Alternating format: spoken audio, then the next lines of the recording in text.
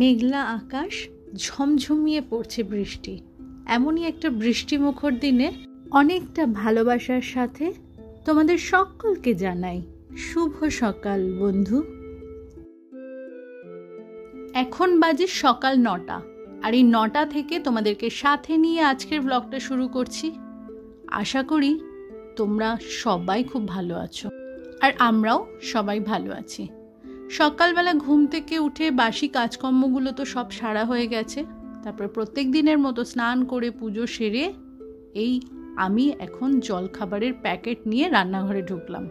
বাবু আজ সকালবেলাতে স্নান টান সেরে একেবারে গরম জল আর খেজুর আর একটা কলা দিয়েছিলাম, ওটা খেয়ে বেরিয়ে গিয়েছিল। তো জলখাবারটা বাইরে থেকেই কিনে নিয়ে এসেছে। কচুরি, এটা ছাতুর পুরি, জানো তো, বলছে মুখে কচুরি ঠিকই, কিন্তু স্টাফিং দেয়া রয়েছে ছাতু, সাথে রয়েছে কুমড়ো আলু ছোলা দিয়ে হিং মেশানো একটা তরকারি। আজকে সকালে বাসি কাজকর্মতে একটুখানি ফাঁকিও মেরেছি। ঘর বারান্দাগুলো সমস্ত ঝাড় দিয়ে মুছেছি। ঘুম থেকে উঠে এসে যখন ছাদে এসে দাঁড়াই, প্রত্যেক দিনের মতো আজকে দেখি ছাদটা পুরো ভিজে। সারা রাত প্রচণ্ড পরিমাণে বৃষ্টি হয়েছে, সেই কারণে সকালবেলাতে বাবু এক বালতি জল ঢেলে ছাদটা খালি ধুয়ে দিয়েছে। মোছামুছি আর ঝাড় দেওয়ার কোনো ঝামেলাতেই যায়নি, আর বাকি সব কিছু ঝাড় দিয়ে মোছা হয়ে গেছে। এই মুহূর্তে মাম্মাম একটু ফ্রেশ হয়ে নিচ্ছে, সেই কারণে বাবু আর আমি ওয়েট করে গেলাম যে ও বেরোলে পরে একসাথে তিনজনে জলখাবারটা সারবো। গতকালকে মাম্মা বলেছিল যে আজকে কলেজ যাবে, কিন্তু সকালবেলাতে আকাশের এমন অবস্থা দেখে ঘুম থেকে ওঠার পরেও আবার গিয়ে শুয়ে পড়েছে। বলছে যে না, আজকে একটুখানি ঘুমাই, বাইরে এত সুন্দর ওয়েদার, আজকে আর কলেজ যেতে ইচ্ছা করছে না। এমন ওয়েদারে কার মন চায় খুব একটা দরকার না থাকলে বাইরে বেরোতে? এটা কামাই করলো, বাড়িতেই রয়েছে। আর মেয়ে চলে এসেছে এই সময় স্নান টান করে একদম ফ্রেশ হয়ে। বাবু, আমি, মেয়ে তিনজনের সকালের জলখাবারটা একসাথে সেরে নিচ্ছি। এই কচুরি বা পুরি যাই বলো না কেন, তার সাথে আলু কুমড়ো হিং আর ছোলা দিয়ে মিষ্টি মিষ্টি একটা তরকারি। এই মুহূর্তে আমাদের তিনজনেরই জলখাবার খাওয়া হয়ে গেছে। বৃষ্টিটা কিন্তু এখনো পড়ছে, হয়তো একটুখানি কমেছে, কিন্তু পড়ে চলেছে। বাবুকে বললাম রেনকোটটা গায়ে চাপিয়ে যেতে, কিন্তু বললো এই সামনেই যাচ্ছি, এক্ষুনি চলে যাব। তো রেনকোট পরলো না, বেরিয়ে গেল। আর মাম্মাম ওই ঘরে বসে পড়ছে। আমি চলে এসেছি যথারীতি রান্নাঘরে। জলখাবারের প্লেটগুলো ভালো করে ধুয়ে নিয়ে সিঙ্কের পাশে জড়ো করে রেখে দিচ্ছি। একেবারে দুপুরে রান্নাবান্নার শেষে নিয়ে ডিশওয়াশারে ভরবো, প্রত্যেক দিন যেটা করে থাকি আর কি। সারাদিনে তো মাজা ঘষার বাসনের পরিমাণ কম হয় না আমাদের রান্নাঘরে। বারবার করে যদি ডিশওয়াশারের পাল্লা খুলে খুলে বাসনগুলো লোড করতে থাকি, তাহলে এক না একদিন তো সেই পাল্লা জায়গাটা তো খারাপ হয়েই যাবে, তাই না?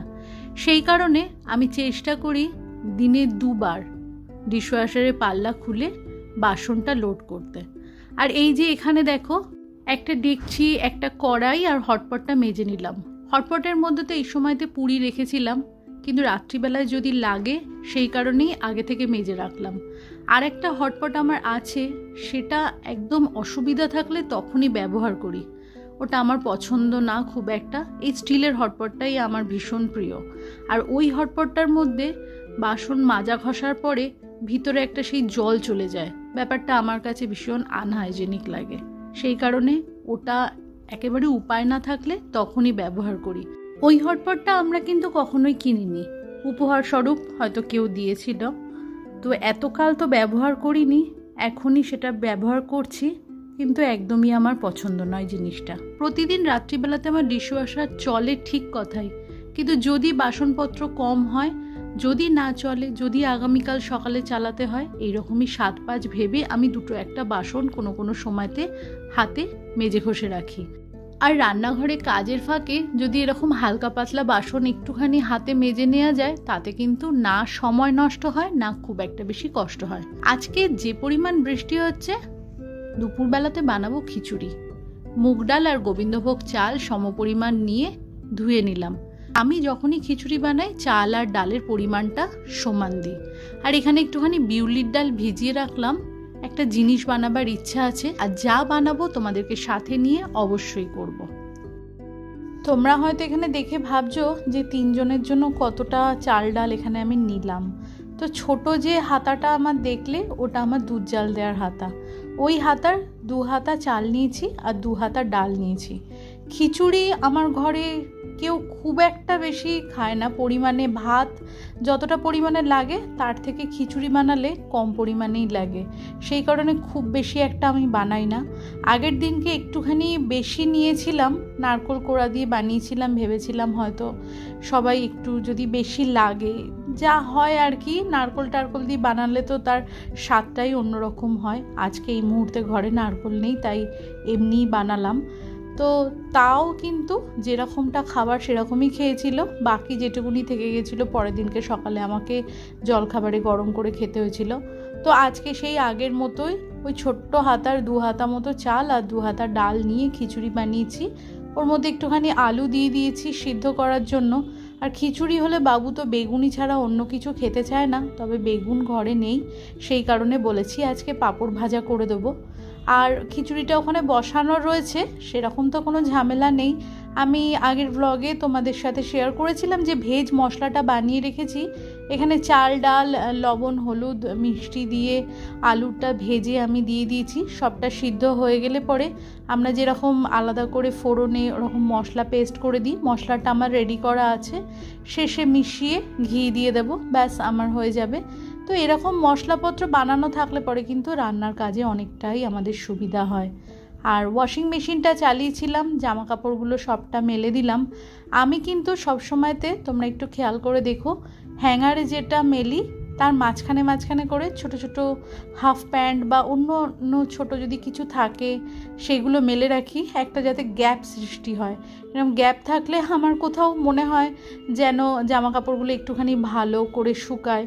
কারণ কি, ওই হ্যাঙ্গারে করে মেলে যদি গায়ে গায়ে লেগে থাকে একদম পাশাপাশি ঠেসাঠেসিভাবে, তাহলে মনে হয় যেন শুকাতে বেশি সময় লাগে। সেই কারণে একটা ঝুলিয়ে দিই আর একটা ওখানে দড়িতে মেলে দিই, এইভাবেই জামা কাপড় আমি মেলে থাকি সব সময়তেই। আর এই যে চাল ডাল আলু সবটাই সিদ্ধ হয়ে গেছে। এবারে যে আমার এই ভেজ মশলাটা বানানো আছে, এটা এখানে এই চামচের উঁচু উঁচু 1 চামচ মিশিয়ে দিয়েছি। দেওয়ার পরে ওপর থেকে একদম ঘি ছড়িয়ে দিয়ে ঢাকা চাপা দিয়ে রেখে দেবো। বেলা হয়েই গেছে, খাবারের সময়টা হয়ে এসছে বলে আমি এখানে ঘি দিয়ে দিলাম। তো এইবারে দেখো যে সমস্ত বাসন টাসনগুলো মেজে ঘষে রেখেছিলাম সবটা ভালো করে মুছে জায়গাটা জায়গায় গুছিয়ে দেব। আমার ঘরে যেটুকুনি যা জিনিসপত্র আছে প্রতিটা জিনিসই আমি যত্নের সাথে ব্যবহার করি, কারণ অনেকটা কষ্ট করে একটা একটা করে জিনিস আমি আমার ঘরে করেছি।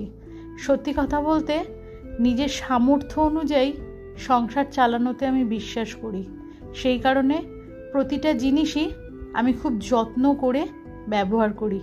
যত্নের সাথে দেখবে প্রতিটা জিনিসেরই সেলফ লাইফ বেড়ে যায়। সেটা যে শুধু রান্নাঘরের জিনিস তা কিন্তু নয়, একটা সংসারের প্রতিটা জিনিস যেমনভাবে তুমি ব্যবহার করবে, যতটা যত্নের সাথে সেগুলোকে রাখবে, তত তার সেলফ লাইফ বাড়বে। অনেকেরই অনেক অনেক জিনিস থাকে, কোথায় কোনটা পড়ে থাকে তার কোনো হদিস থাকে না। আমার হয়তো হাতে গুনে বলা যাবে কটা জিনিস আছে। ওই যে বললাম, নিজের সামর্থ্য অনুযায়ী সংসার চালানোতে আমি বিশ্বাস করি, সেই কারণেই হয়তো আমি আমার ঘর সংসারের প্রতিটা জিনিসের প্রতি যত্নশীল। আজকে নতুন কড়াইটাতে পাঁপড় ভাজলাম। তো এই যে দুপুরের খাবার সময় হয়ে গেছে, ঘড়িতে তো দেখালাম রান্নাবান্না শেষ হয়েছে দুপুরে 1টা বাজে। তারপরে ওই যে একটু গা হাত পাটা ধুয়ে জামা কাপড় টাপড় ছেড়ে চলে এসেছি, পাঁপড়টা ভাজলাম। এখন দুপুর 1:30, বাবু এসে গেছে, খাবারের সময় হয়ে গেছে। তো বন্ধুরা, তো চলো লাঞ্চটা সেরে ফেলি। তোমাদের সাথে আবারও আমার দেখা হচ্ছে আজকে বিকালবেলাতে।